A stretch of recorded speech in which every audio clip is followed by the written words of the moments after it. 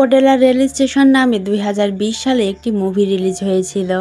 মুভিটি ছিল ওডেলা নামক একটি গ্রামকে নিয়ে, যে গ্রামে যখনই কোনো মেয়ের বিয়ে হতো, পরের দিন তাকে ধর্ষিত এবং বীভৎস অবস্থায় তার লাশ পাওয়া যেত। প্রথম দিকে কেউই বুঝতে পারছিল না এটা কে করছে, কিন্তু পরবর্তীতে রাধা নামের একটি মেয়ে বুঝতে পারে এটা তার স্বামী তিরুপতির কাজ। এজন্য রাধা তিরুপতিকে খুন করে তার মাথাটা নিয়ে থানায় গিয়েছিল।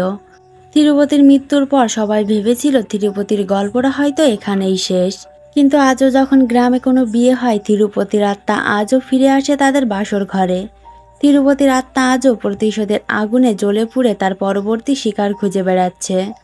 তিরুপতির আত্মা তার প্রতিশোধ পূরণের জন্য অডেলা গ্রামের সঙ্গে কি করে, সেটাই দেখব আজকের গল্প অডেলা 2-তে। গল্পের শুরুতে ওডেলা রেল স্টেশনে একটি স্কুল পড়ুয়া মেয়েকে দেখানো হয়, যে একটি কাটা মাথা হাতে করে নিয়ে পুলিশ স্টেশনের দিকে যেতে থাকে। এটা দেখে সেখানকার সবাই হতবাক হয়ে যায়। এরপর সেই মেয়েটি থানায় ঢুকে টেবিলের উপর সেই কাটা মাথাটি রাখে, যেমনটা আমরা ফার্স্ট পার্টে দেখেছিলাম। রাধা তিরুপতির মাথাটা নিয়ে ঠিক এভাবেই রেখেছিল। আর এটা দেখে সেখানকার সব পুলিশেরা হতভম্ব হয়ে যায়। পাশে থেকে একজন বলে ওঠে, 6 মাস আগেই তো এভাবে তিরুপতির মাথাটা নিয়ে এসেছিল। এখন আবার আরেকটা কথা থেকে এলো, তবে এটা কার মাথা এবং কেনই বা মেয়েটি এই মাথাটি নিয়ে এখানে এসেছে, সেটা জানতে হলে 6 মাস পূর্বের ঘটনায় ফিরে যেতে হবে। তিরুপতির খুনের দায়ে রাধাকে জেলে পাঠানো হয়। অন্যদিকে তিরুপতির বডিটি উদ্ধার করে বডিটিকে পোস্টমর্টমে নেওয়া হয়। এদিকে তিরুপতির ভাই রঘু এবং তার বন্ধু-বান্ধব তার বডিটি নেওয়ার জন্য বসে আছে। পোস্টমর্টম শেষে তাদের বডিটি তাদেরকে দিয়ে দেওয়া হয়, আর এরপর রঘুরা বডিটি নিয়ে তাদের গ্রামে ফিরে যায়। কিন্তু বাড়িতে এবং বাড়ির আশেপাশে গিয়ে কোনো লোকজনকেই তারা দেখতে পায় না। আবার তিরুপতির বডি আনতে দেখে এক ব্যক্তি দ্রুত সারপাসকে খবর দেয়। তিরুপতির বডিটি আনা হয়, গ্রামের অন্যান্য লোকেরাও সেখানে ছিল। তিরুপতির বডি আনার খবর পেয়ে তার বন্ধু-বান্ধব কেউই আসে না। তিরুপতি জীবিত থাকা অবস্থায় গ্রামের সব মেয়েদের উপর নির্যাতন করে তাদেরকে নির্মমভাবে হত্যা করেছে। তাই গ্রামবাসী তিরুপতির উপর এতটাই রেগে আছে যে তিরুপতির মৃত্যুর পরও যেন তার কোনো পরবর্তী জন্ম না হয়, আর তিরুপতির আত্মা যেন কোনো মতেই শান্তি না পায়, এমন একটাই উপায় বের করতে বলছে পণ্ডিতকে গ্রামের লোকেরা। পণ্ডিত তখন বলে, তাহলে একটাই উপায় আছে, আর সেটা হলো সমাধিদণ্ড। আগামী অমাবস্যার দিন সকাল 6টায় ওর বডিটি মাটির গর্তে খাড়া অবস্থায় রেখে দিতে হবে। এরপর ওর লাশের গায়ে কালো মুরগির রক্ত দিতে হবে। গ্রামবাসীর নখের টুকরো, পায়ের নিচের মাটি কালো একটি কাপড়ের মধ্যে বেঁধে লাশের সাথে পুঁতে দিতে হবে। একেই বলা হয় সমাধিদণ্ড। আর এটা করলে তিরুপতির আত্মার কোনো শান্তি হবে না, তিরুপতি আর কোনো পুনর্জন্ম নিতে পারবে না।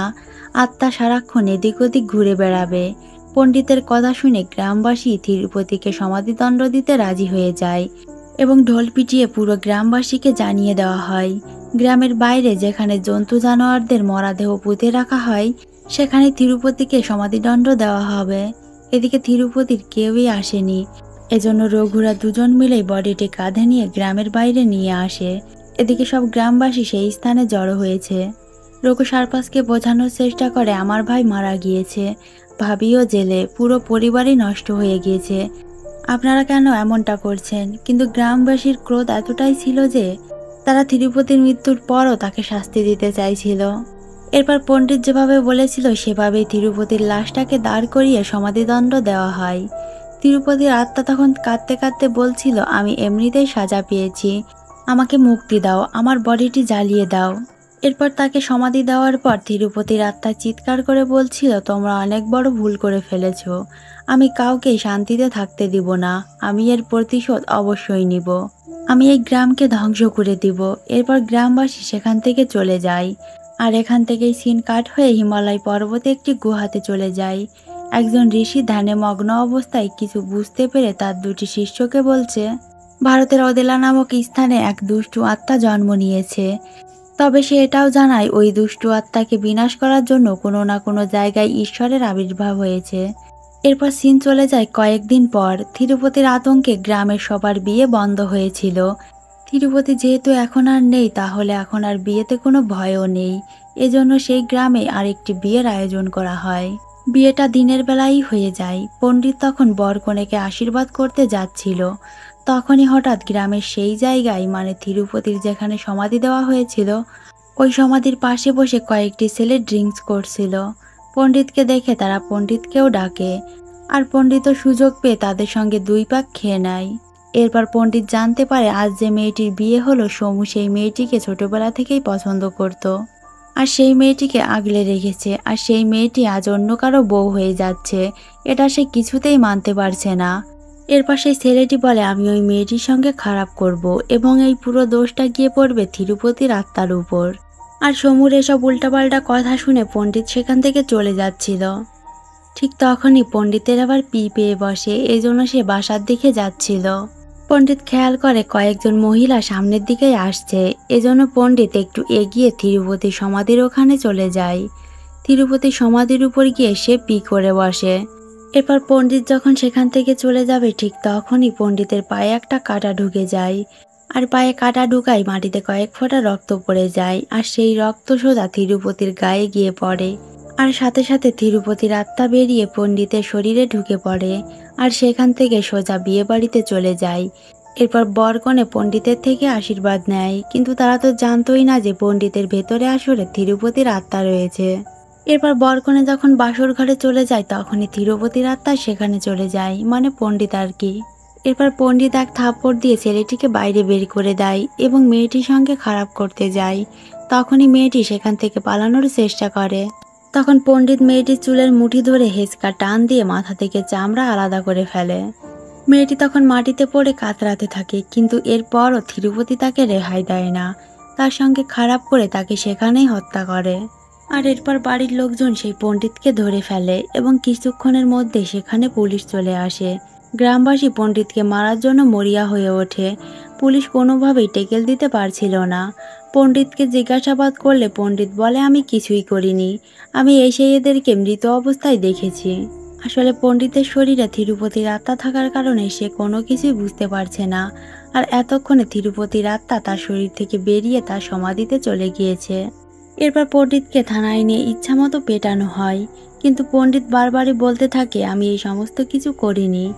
তখন থানার এসআই বলে যদি তুই না করেই থাকিস তাহলে এসব কে করেছে।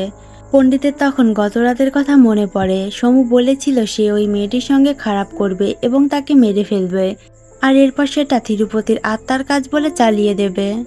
এরপর পণ্ডিত সমুর কথা বলে। এরপর সমু সহ সমুর সাথে যারা ছিল সবাইকে অ্যারেস্ট করা হয়।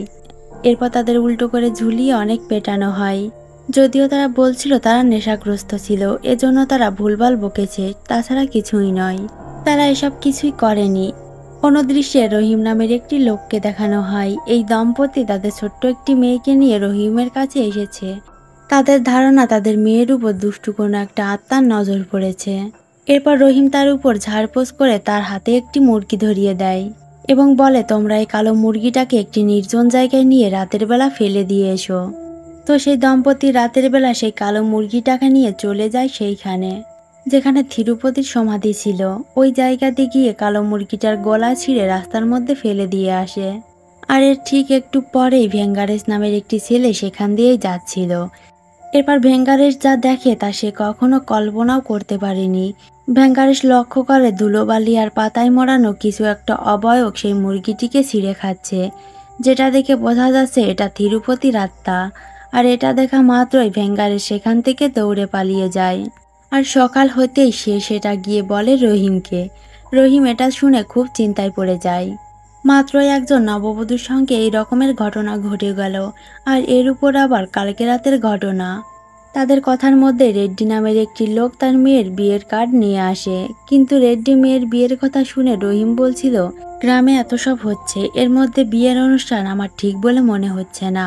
কিন্তু রেড্ডির কথা ওই পণ্ডিত নেশাগ্রস্ত ছিল, নেশার জন্য সে এমনটা করেছে। আপনার যদি বেশি ভয় লাগে তাহলে আপনার আসার প্রয়োজন নেই। এটা বলে রেড্ডি সেখান থেকে চলে যায়। আর ওই রাতে তিরুপতির সমাধির পাশে তিরুপতির সেই সাইকেলটিকে দেখা যায়, যেই সাইকেলটিকে নিয়ে তিরুপতি সারা ওদেলা গ্রাম ঘুরে বেড়াতো। আর আজও তিরুপতি ওই সাইকেলটা নিয়ে পুরো ওদেলা গ্রামটি ঘুরে বেড়ায়। সিন চলে যায় পরের দিন সকালে। তিরুপতির মা, বোন এবং ভাই তিরুপতির জন্য খাবার নিয়ে আসে। তিরুপতি বেঁচে থাকতে তার যে সমস্ত খাবারগুলো পছন্দ ছিল তারা তিরুপতির আত্মার শান্তির জন্য সেই খাবারগুলো তিরুপতির সমাধির উপর রেখে যায়। আর যাবার সময় তারা খেয়াল করে তিরুপতির সাইকেলটা ওইখানে। এজন্য যাবার সময় তিরুপতির সাইকেলটিকে রঘু সেখান থেকে নিয়ে যায়। আর চলে যাওয়া মাত্রই তিরুপতির আত্মা এসে সেই সমস্ত খাবারগুলো খেতে থাকে। এখান থেকে সিন চলে যায় রেড্ডির মেয়ের বিয়েতে। একমাত্র মেয়ের বিয়ে, এজন্য সে অনেক ধুমধাম করে বিয়েটি দিচ্ছে। আবার তার দল ক্ষমতায় তার মেয়ের বিয়েতে 4-5 মাইনারও আসে। খাওয়া দাওয়া শেষে 116 টাকা সে উপহার দেয়, কিন্তু এটা নিয়ে সেখানকার সবাই হাসাহাসি করছিল। এরপর এটি এক পর্যায়ে হাতাহাতিতে পরিণত হয়। আর কথার মধ্যে মাইনারের মেয়ের বিষয়টিও চলে আসে। মাইনারের মেয়ের বিয়ের দিন রাতে তিরুপতি মাইনারের মেয়েকে হত্যা করেছিল। তার প্রসঙ্গ তোলায় মাইনার অনেক রেগে যায়। আর রেগে গিয়ে রেড্ডিকে বলে, আমার মেয়ের থেকেও ভয়ঙ্কর অবস্থা হবে তোমার মেয়ের। এরপর মাইনার সেখান থেকে চলে আসে। সে যখন ট্রাক্টর করে রাতে বাড়ি ফিরছিল, তখনই তিরুপতির সমাধির ওখানে এসে তার হঠাৎ পি পেয়ে বসে। মাইনাও জানতো যে এখানে তিরুপতির সমাধি। আর তিরুপতি যেহেতু তার মেয়েকে নৃশংসভাবে মেরে ফেলেছিল, তাই মায়না ইচ্ছা করে তিরুপতির সমাধির উপর পি করে বসে। আর হাসতে হাসতে বলে, তুই জীবিত থাকা অবস্থায় গ্রামের সব মানুষ তোর ভয়ে পি করত, আর তুই এখন মরে যাওয়ার পর তোর সমাধিতেই সবাই পি করে। তুই আজ বেঁচে থাকলে রেড্ডির মেয়ের সঙ্গেও একই অবস্থা হতো, যেমনটা তুই আমার মেয়ের সঙ্গে করেছিলি। এই বলে মায়না সেখান থেকে চলে যাচ্ছিল। ঠিক তখনই তার পা কিছু একটাই লেগে কেটে যায়। আর সেই রক্ত একইভাবে সমাধির উপর থেকে তিরুপতির গায়ে গিয়ে পড়ে। আর সাথে সাথে তিরুপতির আত্মা বের হয়ে মায়নার শরীরে ঢুকে পড়ে। এরপর ট্রাকটা নিয়ে সোজা চলে যায় রেড্ডির বাড়িতে। রেড্ডির বাড়িতে সবাই ঘুমোচ্ছে, কিন্তু কোনো ঘরেই নতুন বরকনেকে তিরুপতি খুঁজে পায় না। কিন্তু তিরুপতির আত্মা একটু পর ঠিকই তাদেরকে খুঁজে বের করে। বরকনে একটি মাঠের মধ্যে গিয়ে একটি মাচার উপর তাদের ফুলসজ্জার ঘর সাজিয়েছে। তিরুপতি তখনই সেখানে গিয়ে ভুট্টা খেতে আগুন ধরিয়ে দেয়। ছেলেটি তখন বলে, তুমি কে? মায়না তখন বলে, আমি তিরুপতি। এরপর মায়না ছেলেটিকে সেখানে মেরে অজ্ঞান করে ফেলে। এরপর মেয়েটির কাছে যেতেই মেয়েটি বলে, আমি আপনাকে বাবার মতো দেখি, আমার সাথে দয়া করে এমনটা করবেন না। কিন্তু মেয়েটি তো জানে না যে এটা মায়না না, এর মধ্যে তিরুপতির আত্মা রয়েছে। এরপর তিরুপতি মেয়েটির মুখের মধ্যে একটি ভুট্টা ঢুকিয়ে মেয়েটির সঙ্গে খারাপ করে তাকে নৃশংসভাবে মেরে সেখানেই ফেলে রেখে যায়। আর পরবর্তী দিন সকালে এসে সবাই দেখতে পায় তাদের ক্ষেতটি পুরোই পুড়ে গিয়েছে। এর মধ্যে মেয়েটির নৃশংস মৃতদেহটি পড়ে রয়েছে। মেয়ের এমন নৃশংস মৃত্যু দেখে রেড্ডিও কিছু মানতে পারছে না। গ্রামবাসী পুরো হতভম্ব হয়ে যায়। এসব কি হচ্ছে? গ্রামবাসী তখন রেগে গিয়ে পণ্ডিত এবং মাইনারকে গ্রামের মধ্যে একটি বট গাছে বেঁধে রাখে। পুলিশ বাধা দিতে গেলে রেড্ডি বলে, আপনারা এতদিনে কি করেছেন? অনেকগুলো মেয়ে মারা গিয়েছে, তাই আমাদের বদলা আমরা নিজেরাই নিয়ে নিব। মায়না এবং পণ্ডিত সমানে বলে যাচ্ছে যে তারা কিছুই করেনি। তবে এর মধ্যেই সেখানে রহিম চলে আসে এবং এসে বলে এরা এই খুনগুলো করেনি। গ্রামবাসী জানতে চায় তাহলে কে করেছে। এরপর রহিম ওই রাতের মুরগির ঘটনাটি বলে, যেটা ভেঙ্গারেশ নিজে চোখে দেখেছে। আর সাথে ভেঙ্গারেশ কিছু সিসিটিভি ফুটেজও দেখায়, যেই ফুটেজে দেখা যাচ্ছে তিরুপতির সেই সাইকেলটি চলছে, কিন্তু সেই সাইকেলে কোনো মানুষ নেই। তাহলে ওই সাইকেলটি একা একা কীভাবে চলছে? তার মানে তিরুপতির আত্মা এই সমস্ত কিছু করছে। গ্রামে দুটি খুন হয়েছে, এজন্য সেখানে এসিপি আসে এবং এসিপি এসেই পণ্ডিত আর মাইনারকে অ্যারেস্ট করে নিয়ে যেতে চায়।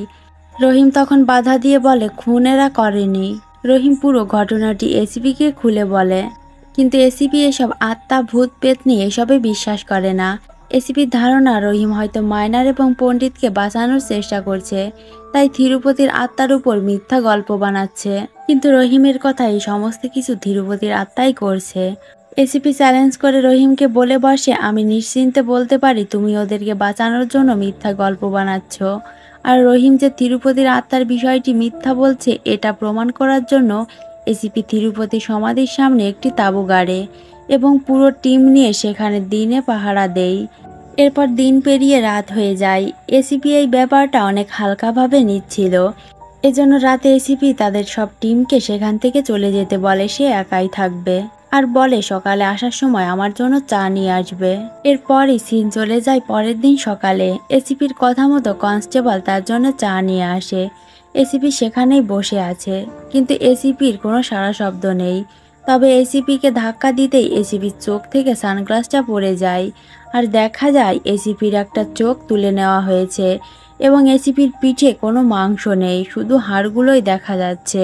এরপর আমাদেরকে দেখানো হয় তিরুপতির আত্মা কিভাবে গত রাতে এসিপিকে হত্যা করেছিল।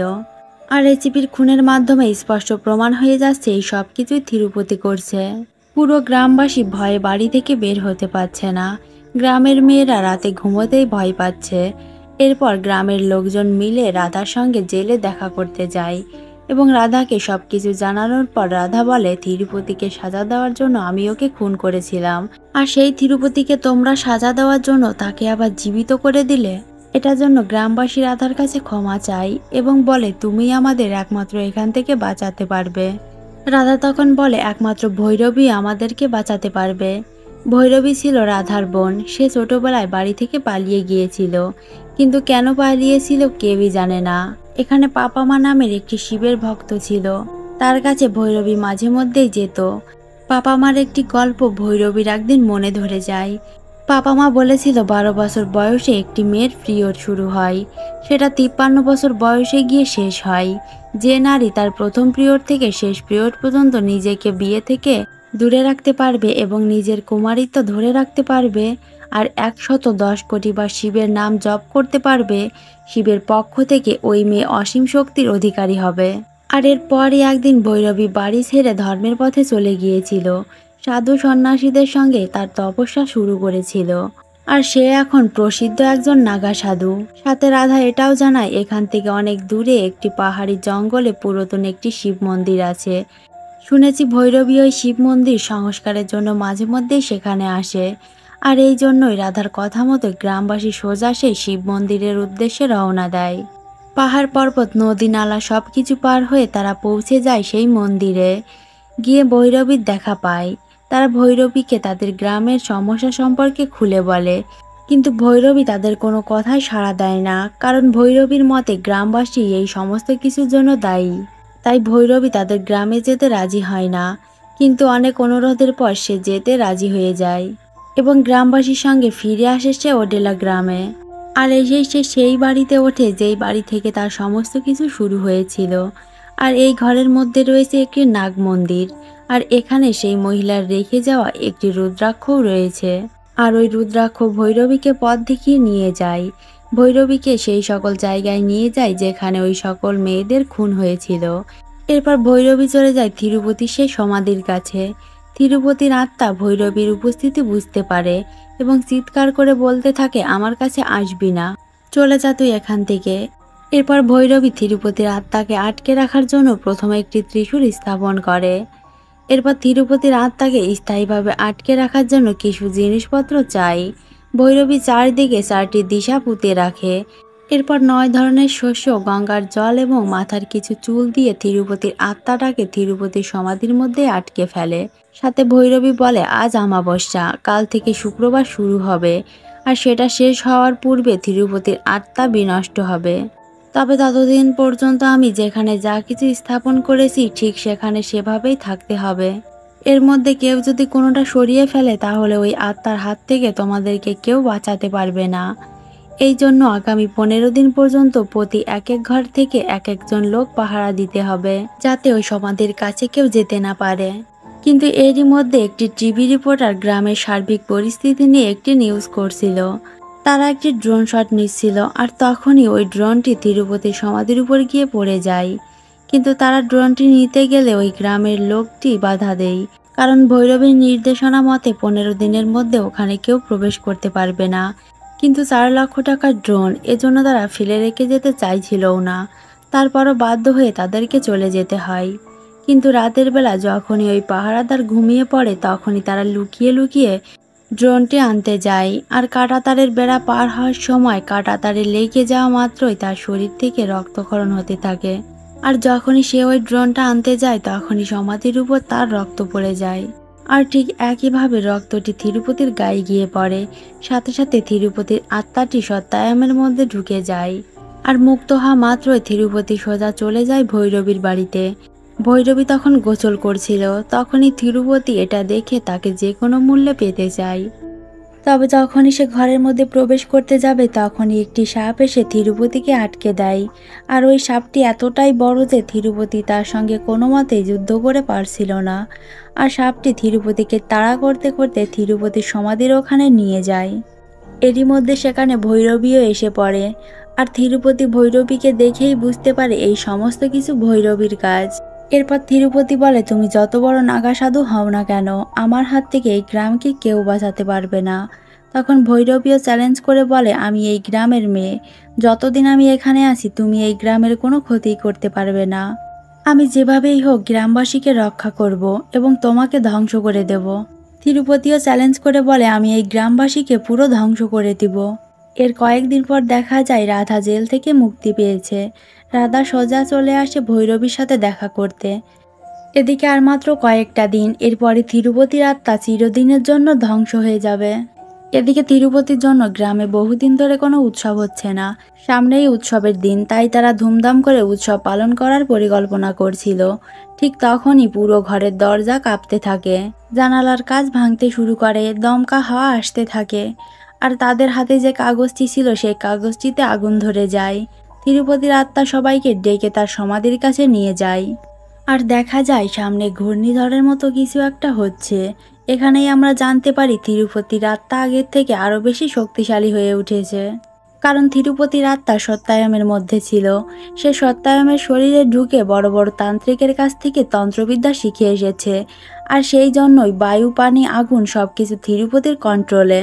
তিরুপতি বলে, এখন আমাকে আর কেউ আটকাতে পারবে না। তিরুপতি এরপর পুরো গ্রামের চতুর্দিকে একটি রেখা টেনে দেয় এবং সবার উদ্দেশ্যে বলে, কেউ এই রেখা পার হতে পারবে না। এই রেখা পার হওয়া মাত্রই তার মৃত্যু হবে। গ্রামের একজন বাঁচার জন্য তখন ওই রেখা পার হতে যায় আর তার শরীর থেকে মাথাটা দুই খণ্ড হয়ে যায়। আর এটা দেখে গ্রামের অন্যান্য কেউই ওই রেখা পার করার সাহস পায় না। পুরো গ্রামটাই এখন তিরুপতির হাতে বন্দি।